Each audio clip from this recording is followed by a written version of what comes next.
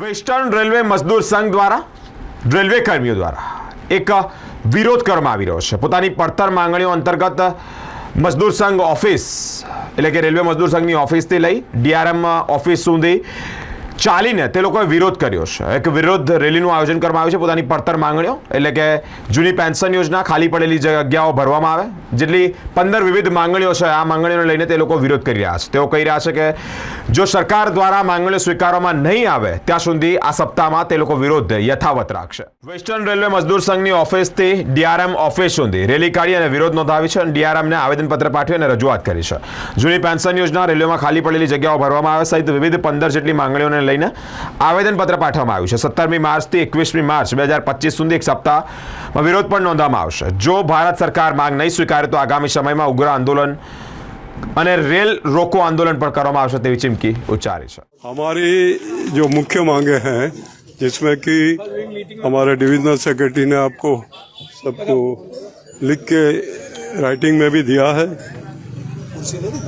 इसमें अहम मुख्य मांग है यूनिफाइड पेंशन स्कीम, जिसको हम नई पेंशन नीति पहले कहते थे, वो रद्द करके पुरानी पेंशन स्कीम जो है उसका हमें बहाल करनी चाहिए, और जिसमें कि कर्मचारियों को काफ़ी फ़ायदा, कर्मचारी के परिवार को फ़ायदा, कर्मचारी की विधवा बहनें, हमारी unmarried daughter, retired railway employee के बच्चे और इनके हैंडीकैप बच्चे, इनको सबको पेंशन मिलता था। नई पेंशन स्कीम में ये लाभ नहीं है। ये पैसा हमारा शेयर मार्केट में सरकार इन्वेस्ट करती है। अब शेयर मार्केट की हालत आप देखो क्या है, तो उसमें कोई सिक्योरिटी और सेफ्टी नहीं है।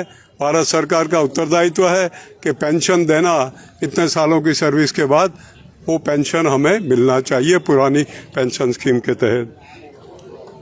रेलवे में नई गाड़ियाँ चली, नए ट्रैक चले, बहुत सारी शताब्दियाँ चल गई, बहुत सारी वंदे भारत चला दी, बहुत नए ट्रैक डाल दिए, हम कश्मीर तक पहुँचे, बहुत अच्छी बात है, और कनेक्टिविटी बढ़ गई। पर जो नई पोस्टें मिलनी चाहिए हर कैटेगरी के, ड्राइवर हो, गार्ड हो, टेक्नीशियन हो, ट्रैक मेंटेनर हो, क्लरिकल स्टाफ है, और सभी कैटेगरी रेलवे मैन की जो है, एसएनटी का स्टाफ हो, सिग्नल का हो, लोको का हो, ठीक है, रनिंग स्टाफ है, पर ये पोस्टें नहीं हमें देनी जा रही है। और जो पुराने उसके हिसाब से काम का भारण कर्मचारियों पे बहुत बढ़ गया। कर्मचारी टेंशन में काम करते हैं, ट्रेस में काम करते हैं, छुट्टी नहीं मिलती है, तो ये पोस्टों का सर्जन होना चाहिए। खाली जो जगह है, वैकेंसी 2 लाख तो सेफ्टी कैटेगरी में है, और 50,000 करीबन 50,000 नॉन सेफ्टी में है।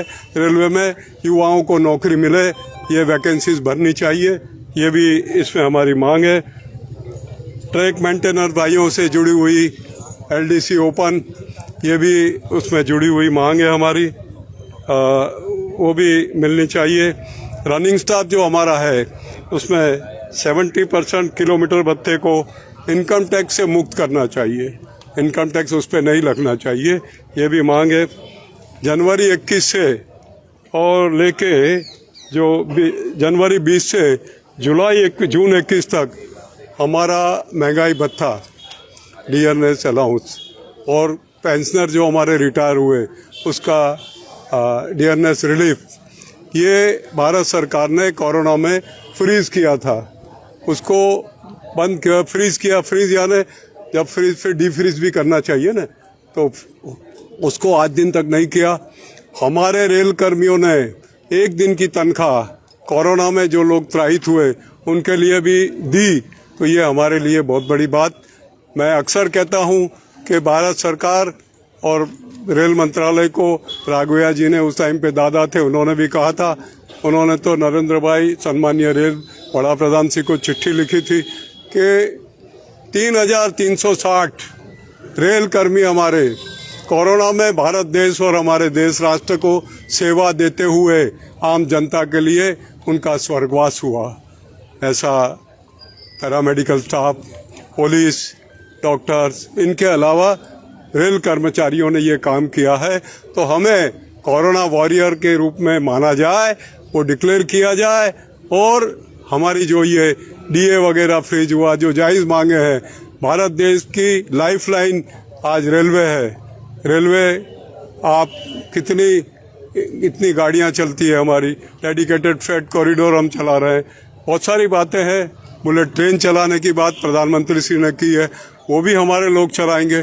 तो हमारे लोगों का एक यूनिक काम है, बरसात में काम करते हैं, धूप में काम करते हैं, ठंडी में काम करते हैं।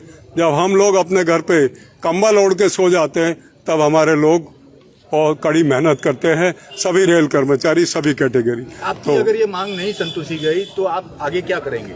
आगे अब ऐसा है, मैंने आपको कहा कि जॉइंट काउंसिल ऑफ एक्शन एक कमेटी बनी है, जिसमें सभी केंद्रीय कर्मचारी के लीडर्स हैं। इनकम टैक्स है, सेंट्रल एक्साइज है, भारत सरकार की सेक्रेटरीट के कॉन्फेडरेशन है, डिफेंस के प्रोडक्शन यूनिट के लोग हैं। ये सभी मिलके डिसाइड करेंगे अब कि 8-8, 7-7, 8-8 वर्ष से हम ये मांगे दोहरा रहे हैं, भारत सरकार मान नहीं रही है।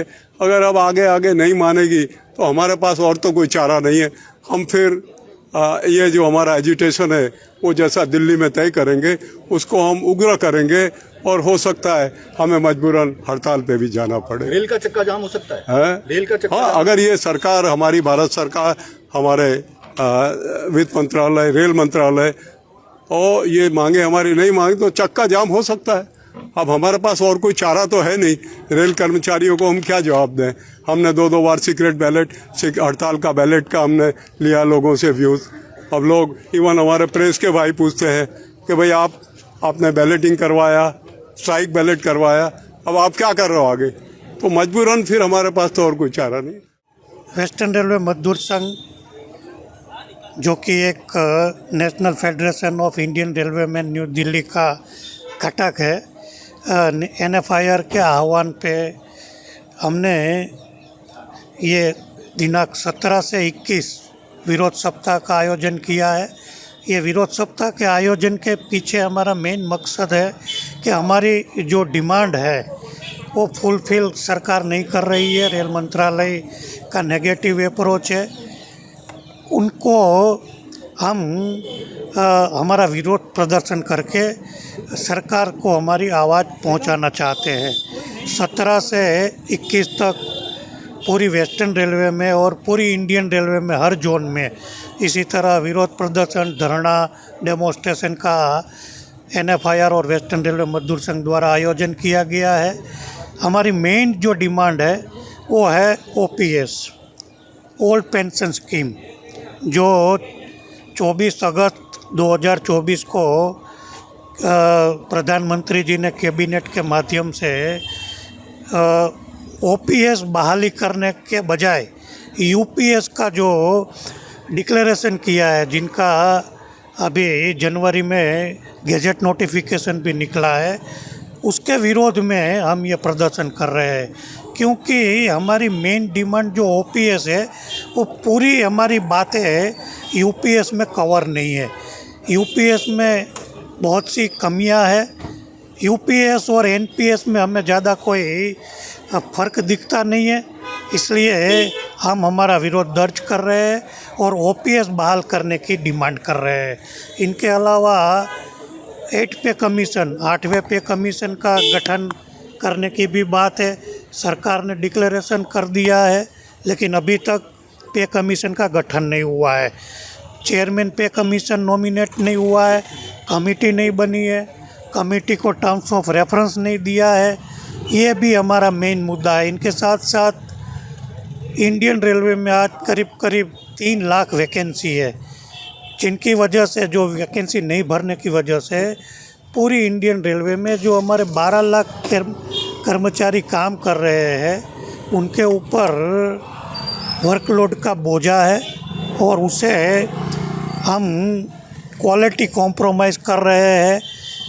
हमें जो पब्लिक को बेहतर सर्विस देनी चाहिए, वो हमारे रेल कर्मचारी नहीं दे पा रहे हैं।